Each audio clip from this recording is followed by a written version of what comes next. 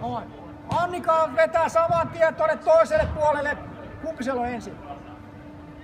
Jenna. Jennalle pitkä syö.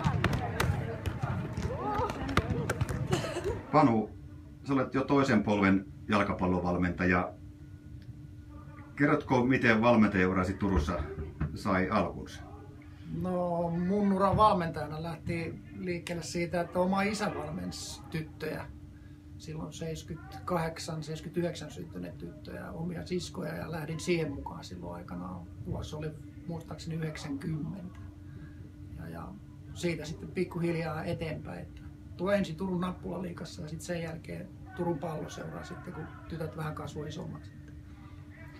No nyt olet Jäpsin P-tyttöjen päävalmentajana ja SM-sarjan avaus on Koivusaaren kentällä tulevana sunnuntaina 19.4.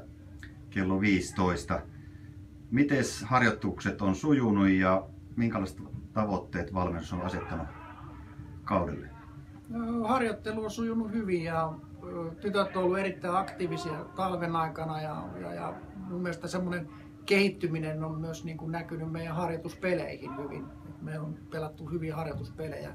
Tavoitteita on ehdottomasti se, että me lähdetään mun mielestä voittamaan kaikkia pelejä tässä tulevassa sarjassa.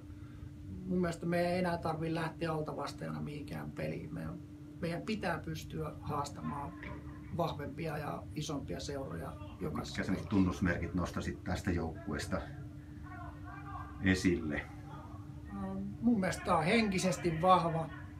Tämä on fyysinen joukkue ja nopea joukkue. Ja mun mielestä se pelaa tällä hetkellä hyvää jalkapalloa, sellaista jalkapalloa, kun valmentajat on sieltä joukkueelta pyytänyt.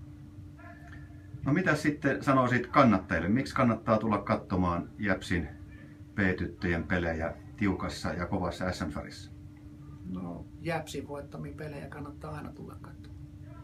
Selvä, kiitoksia. Ei muuta kuin tsemppiä kauteen. Kiitos.